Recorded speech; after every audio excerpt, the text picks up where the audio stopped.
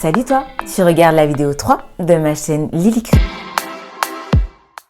Aujourd'hui, je vais te parler relooking. Ah ouais. Relooking de meubles, bien sûr. Je vais te dire que faire des vieux meubles de mamie, les étapes essentielles pour relooker un meuble, les astuces pour vraiment lui donner un coup de peps, les designs faux pas. Je vais effectivement te parler de mon meuble et te donner 2-3 tips pour aller plus loin. Je suis Lily de Fleurville, artiste, illustratrice. Je partage avec toi mes schizophrénies artistiques. Que faire des vieux meubles de mamie? Effectivement, tu peux les jeter. C'est pas forcément recommandé. Si tu t'intéresses un peu à l'environnement, vaut mieux recycler. Recycler, le modifier, changer son usage. Tu peux aussi le vendre. Si c'est une antiquité, franchement, pour toi, ce sera hyper rentable. Tu peux aussi le relooker, lui donner un nouveau look, un air différent. Tu peux lui redonner vie. La première, elle est fondamentale. Il faut bien choisir ton meuble. Les proportions, c'est important. Si tu vis dans un petit appartement, tu peux pas mettre un gros meuble. Si au contraire, tu vis dans un grand appartement, tu peux pas prendre un tout petit meuble. Il faut bien jauger. De même sur l'aspect de ton meuble. S'il est lisse et que tu vis dans un environnement déjà lisse, avec des lignes bien droites, etc., bien épuré, mettre un meuble ancien de la même façon, ça peut être un peu ennuyant. Si, au contraire, tu es dans un environnement qui est structuré, riche, avec des moulures, etc., et que tu rajoutes un meuble ancien avec des moulures et tout ça, forcément, là, ça peut faire too much. D'accord? Donc, cette première étape, elle est essentielle, il faut bien doser. Un petit ou un gros.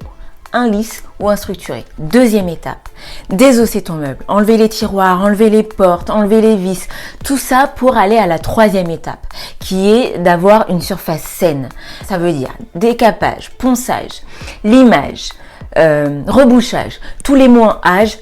Dis-toi un truc, quand tu ponces, en dessous, il peut y avoir de belles surprises. Parce que regarde ces exemples-là, franchement, tu mets un petit coup de vernis, pof pof, c'est fini, dans ton intérieur, c'est sublime. Quatrième étape, modifier l'aspect. Tu peux modifier l'aspect avec tout ce qui passerait dans ton imagination, tu vois. Genre du papier peint, du tissu, de la feuille d'or, des pièces de 5 centimes. Mais à 80%, je dirais même à 90%, la plupart des relookers de meubles utilisent de la peinture. Le plus compliqué dans l'histoire, c'est de trouver la bonne couleur. Si ton univers est neutre, une couleur profonde, type bleu marine, pour rehausser l'ambiance, c'est tip top. Le pastel aussi, on adore. La fraîcheur du bleu lavande, le vert d'eau. Et parfois, on se casse la tête, mais en vrai, tu mets un coup de blanc et c'est fini. Surtout si t'aimes bien ces univers un peu nude. Tu vois un peu l'idée ? Il y a plusieurs techniques d'application. Regarde-moi ce que je fais. C'est un pinceau plat pour pouvoir dégager les angles, un pinceau rapidement pour faire les grandes surfaces. Et ce que j'aime bien utiliser surtout, c'est un chiffon ou une éponge. Ça donne un côté un peu plus structuré. La cinquième étape, c'est les finitions. Franchement, cette étape, faut pas la négliger. Ça veut dire quoi? Ça veut dire un coup de vernis, un coup de cire. Il faut que tu soignes tes finitions. Il suffit pas de suivre ces 5 étapes pour que ton meuble ait un coup de jeune. D'accord? Il y a quelques astuces et je vais te les donner maintenant. Ce qu'on leur reproche à ces meubles, c'est qu'ils soient lourds, imposants. Un gros meuble a besoin de respirer. Regarde ces exemples. Tu vois, même s'il est lourd, il est sombre, il a besoin de respirer pour que ce soit élégant dans ton environnement. Deuxième astuce. Comme il est lourd, qu'est-ce qu'on fait? On essaye de l'alléger. On essaye d'enlever de la masse. On va ajourer les portes. Mais ça, c'est une technique pour les bricoleurs. Attention. Il s'agit d'ouvrir tout ou une partie de la porte et de remplacer le vide par du tissu, du canage, du grillage. Pour les moins bricoleurs d'entre vous, tu supprimes carrément la porte. Et du coup, tu peux travailler sur l'intérieur. Tu vas faire un effet bicolore. Ça peut être hyper intéressant. Ton meuble à l'extérieur, il est en bois. À l'intérieur, tu mets une couleur. Ou ton meuble à l'extérieur, il est coloré. Tu mets du papier peint. Il y a plein de possibilités. Et si tu es encore moins bricoleur, un meuble ancien en vitrine, c'est aussi la bonne astuce. En fait, c'est un meuble qui devient léger, mais ce qui est important, il faut que ton intérieur soit bien rangé. Parce que si c'est le bazar à l'intérieur, franchement, ça sert à rien. L'autre astuce, C'est comme en stylisme. Moi, j'aime bien quand tu achètes une veste, genre pas trop chère, tu changes les boutons. Ça donne vraiment un côté un peu plus luxueux, un peu plus classe.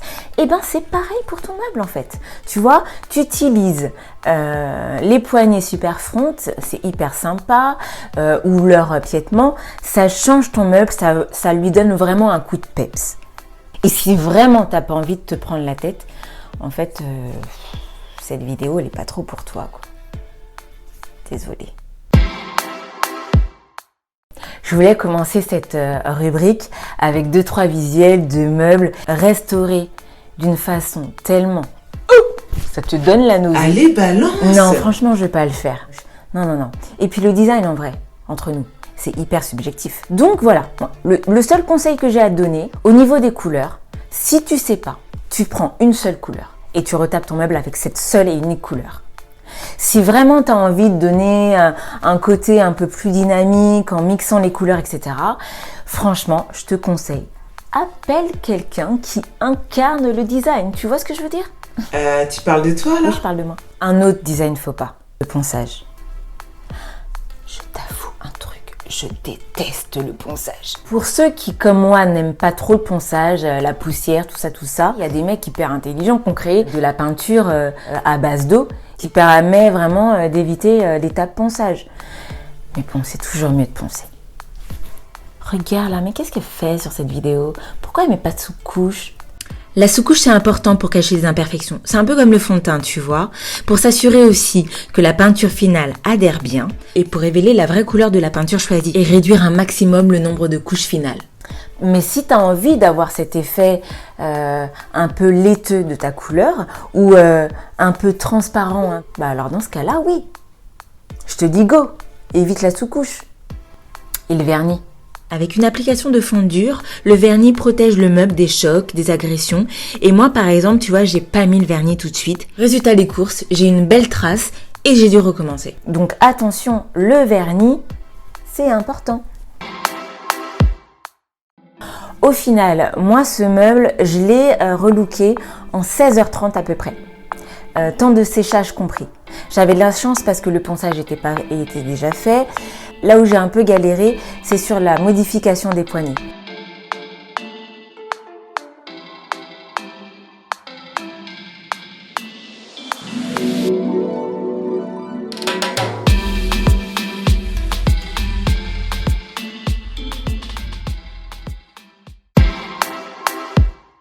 Si comme moi, en fait, ta grand-mère utilise encore ces meubles, d'ailleurs, mamie, si tu me regardes au passage, je te fais des gros bisous, je t'aime fort, tu peux très bien les acheter. Tu savais qu'il y avait 50 000 brocantes par an, juste en France? Sinon, tu vas chez Emmaüs. Sinon, si tu as de la chance, tu peux aussi trouver en bas de chez toi, sur ton trottoir. Il y a pas mal de gens qui laissent de belles antiquités sur les trottoirs et c'est dommage, hein. Et puis, il y a les vides-greniers aussi. Et pour aller encore un peu plus loin, si t'as pas envie d'être la relookeuse du dimanche et t'as envie d'être une vraie restauratrice de meubles, comme on les appelle réellement, tu peux faire une école de bénisterie. Tu peux aussi faire un CAP menuiserie ou même rejoindre les compagnons. Tu savais que je mettais toujours un petit indice sur le sujet du mois d'après? Dans cet environnement-là, tu as déjà le thème du mois prochain. Tu l'as repéré? J'espère que tu as regardé cette vidéo jusqu'au bout, que ça t'a donné des idées. En tout cas, n'hésite pas à me mettre en commentaire toutes les questions que tu te poses, tout ce que tu aurais envie de savoir et que j'ai pas dit dans cette vidéo. N'hésite pas à me rejoindre sur mes réseaux sociaux et surtout, abonne-toi. Lily Cré, mes schizophrénies artistiques.